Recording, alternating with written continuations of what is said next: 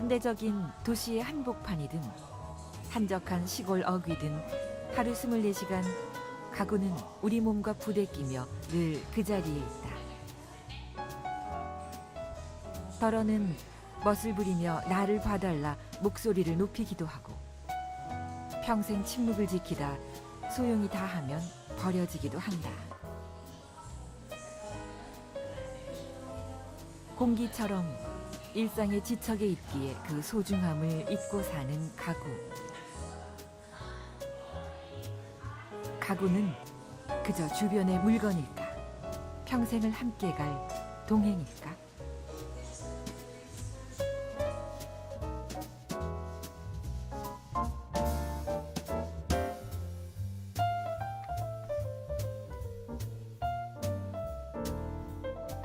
도시의 소란함에서 한 발 떨어져 사람들의 눈을 피하듯 자리한 작업실 한 채.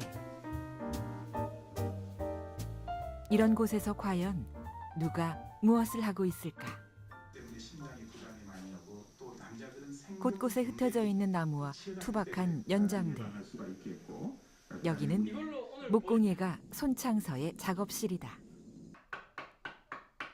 나무로 가구와 소품을 만드는 그는 돈사를 개조한 이곳에서 대부분의 시간을 혼자 보낸다.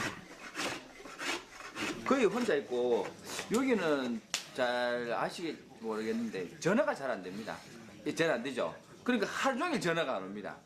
그러니까 무슨 약속이 있거나 그런 간에. 근데 어떨 때는 왜 그런 것들을 왜 일반인들도 그렇잖아, 그죠? 휴대폰을 좀 내가 안 가지고 있었으면 하루 종일 나를 안 찾으면 내가 얼마나 조용할 텐데 그런 게 있거든. 근데 그런 것 때문에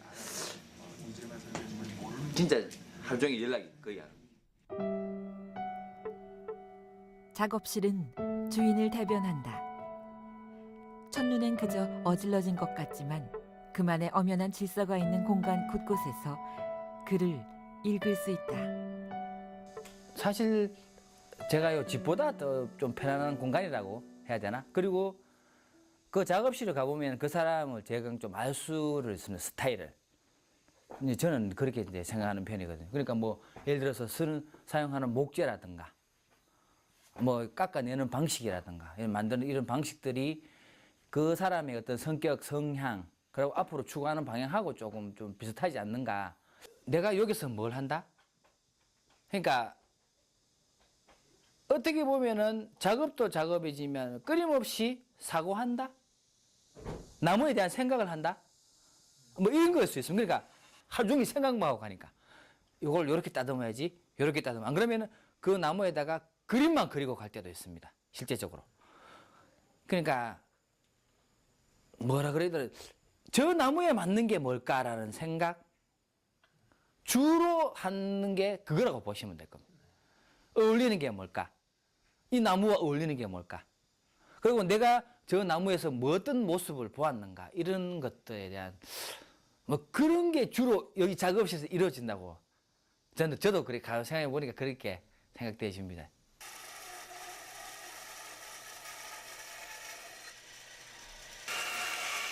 나무는 작업의 소재이자 협력자다. 그의 손을 거쳐 평범한 나무는 누군가의 일상을 함께할 가구가 되기도 하고 이런 비 오는 날엔 스스로를 태워 그 따스함으로 다른 나무를 단련하기도 한다. 타닥타닥 장작이 타는 정겨운 소리. 나무란 단어가 주는 온기와도 닮아 있다. 찬성질의 차를 먹는 것이 좋겠죠. 나무에서 매력이라 그래야 되면은 제가 생각하기에는 뭐 살아있는 거? 그냥 보면 나무를 베면 죽는다고 이야기할 수도 있는데 외부의 환경적인 요소에서 변화하는 거, 그 변화를 잡아서 그러니까 자연을 집안으로 가져온다는 그런 느낌? 그 느낌 때문에 나무를 뭐 선호한다 해야 되나?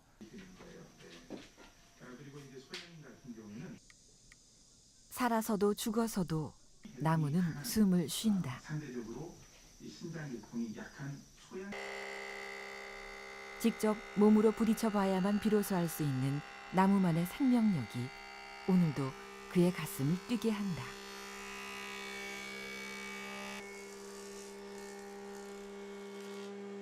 다른 분야에서는 하다 보면 왜 달인이라는 거 아시죠?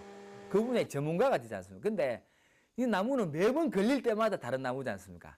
그러니까 기본적으로 이렇게 되면은 대패의 방향이라든가 뭐 칼질의 방향 이런 건 알지만은 안에 어떻게 푹 파져 있을지 어떤 형태가 나올지는 모른단 말입니다. 근데 매번 다른 거죠. 진짜 다 살아있는 게 다르고 나무의 종류도 다르고 안에 결 방향도 다를 거고 그러니까 그렇게 찾아오는 그 다양한 뭐 다양성 이런 것들이 저는 나무에서 주는 또 매력이 아닌가 그렇게 생각합니다. 그러니까 사실 하면 할수록 좀 어렵다고 느껴집니다. 사실.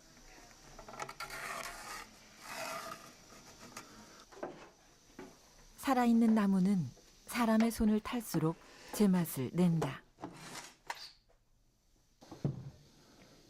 나무 그 자체가 가진 날 것의 감성을 두 손으로 이끌어내는 것. 그것이 바로 나무를 다루는 목수의 사명이다. 요즘 나오는 기계는 어디 보면은 인간의 소리라기보다 대량 생산을 위주로 하기 때문에 정확하게 정확합니다.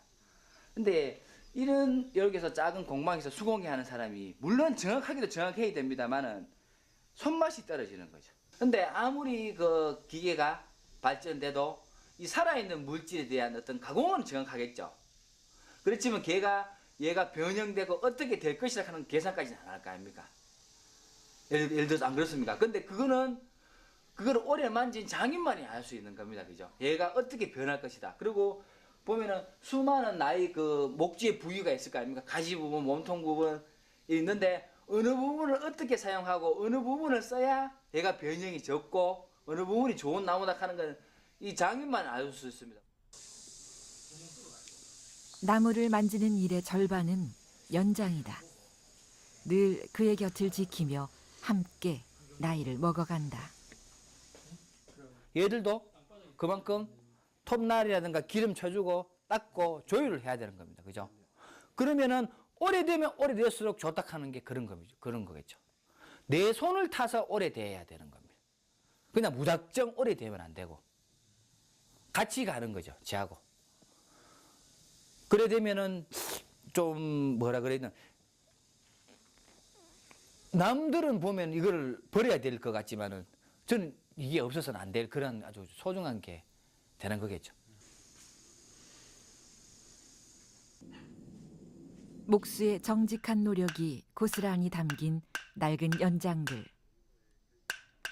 묵묵히 시간을 건너 또 다른 일을 움직이는 원동력이 되기도 한다.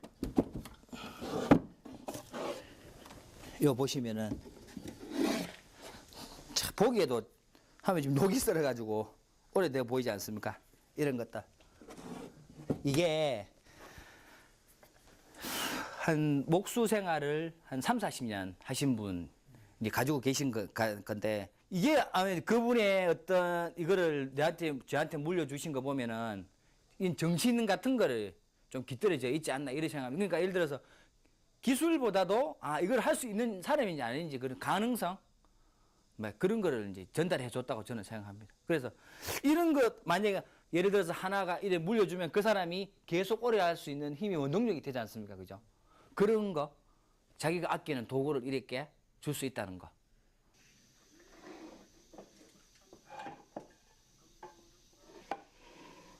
선배의 오래된 연장처럼 손에 손을 거쳐 전해 내려온 장인들의 손맛.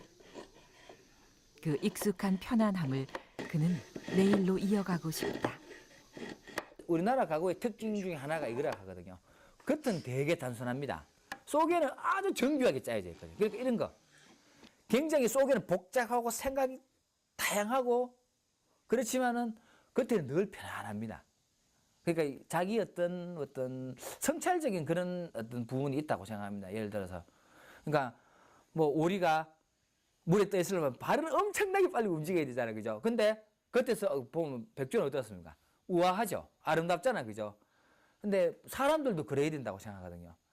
이 내면에는 어떤 뭐 괴로움, 고뇌 이런 것들이 있지만 겉으로 보여지는 것은 진짜 우리나라 조선시대 가구처럼 그런 게 좀 느껴지면은 진짜 참된 어떤 맛이 있는 그런 사람이나 가구가 아닌가 저는 그렇게 생각합니다. 그러니까 디자인도 중요하지만 그리고 어떠한 그 어떤 예술성 이런 것도 중요하지만 제가 봤을 때 경고성, 구조적인 튼튼함 이런 것들은 저는 가구에 주고 그 내용 용도에 맞는 형식을 완벽하게 취해야 된다고 생각합니다. 예를 들어서 책이면 책을 꽂을 수 있는, 예? 딱 그리고 책상이면 딱 사람이 앉아서 안락함을 느낄 수 있는, 의자면 사람이 앉아서 오래 앉아 있어도 피곤함을 덜 느끼는 이러한 게 저는 가구라고 생각하는 게 제 어떤 가구에 대한 제 생각입니다. 그래서 좀 그 형태가 이상해도 튼튼하게 만들려고 하는 그런 경향은 좀 강합니다. 예. 실용주의. 예, 실용주의. 실용. 예. 어떠한 경우라도 튼튼해야 된다고 생각하는 게 제 생각입니다.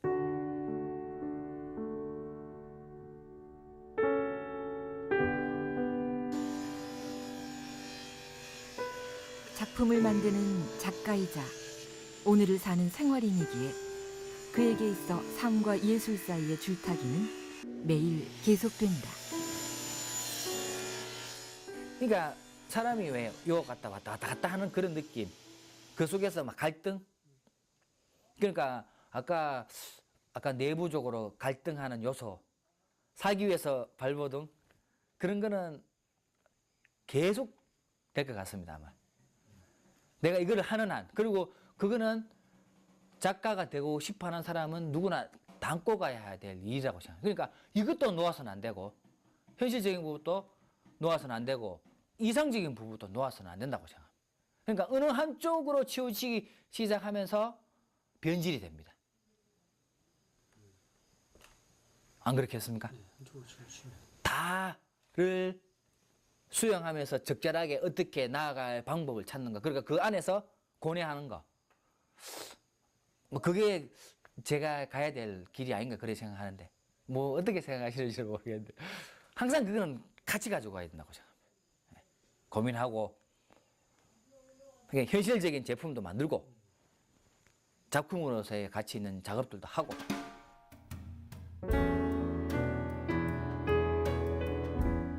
행복이 어느 치우치지도 않고 아까 불행도 너무 치우치지 않고 딱 반반씩 내한테 있으면은 그건 자기 일입니다.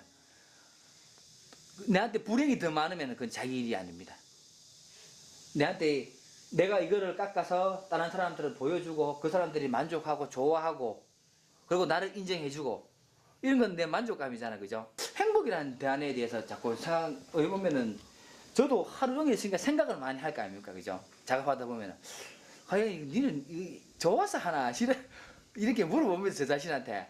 근데 이 안에서 하루에도 수십 번 불행하고 수십 번 행복합니다. 이걸 어떻게 설명해야 될지 모르겠지만 어떨 때는 나무를 깎아서 행복하고, 예. 어떨 때는 아까 말한 대로 그 불행한 생각들이 있죠. 이거 해가지고 앞으로 어떻게 될 수 있지 않을까 이런 불안감 때문에 불행합니다. 근데 내가 나무를 깎고 있으면 행복합니다. 뭐 이런 차이, 이게 저는 행복과 불행으로 보는 거지 이거는 그런 범주에서 보면 되는 게 아니고 제가 이걸 했고 이걸 할 것이고 이걸 해가야 된다 하는 게 더 어떠한 주안점을 준다고 보시면 됩니다.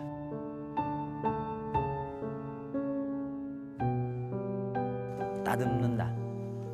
저를 이 공예품을 만들면서 따듬는 거거든요. 다른 분들은 뭐 어떻게 이제 뭐 철학적으로 뭐 생각할지 모르겠는데 저를 이 나무에 맞는 인간으로 따듬는 거죠. 내가 나무를 따듬지만은 나무도 저를 따듬는 거죠. 그러니까 가장 자연스러운 공예가 뭔지 아십니까? 나무처럼 생활하면은 그 사람이 가장 완벽한 목공예를 만들어낸다고 합니다. 그러니까 나무처럼 오랜 기간을 버틸 수 있고 추워도 비바람이 맞고 어떠한 그걸 해도 그리고 나무는 가슴 베내도 아무 말이 없지 않습니까? 그러니까 마지막까지 다 쓰이죠. 그 그늘고 태어났을 때는 그늘을 제공하다가 베어서는 목재를 제공하고 다 타서는 재를 밭에다 제공하고 이런 어떠한 저 사람은 나무 같은 사람이 이런 어떤 그게 누구보다 최고의 뭐 찬사가 아닐까 뭐 저는 그렇게 생각해 봅니다.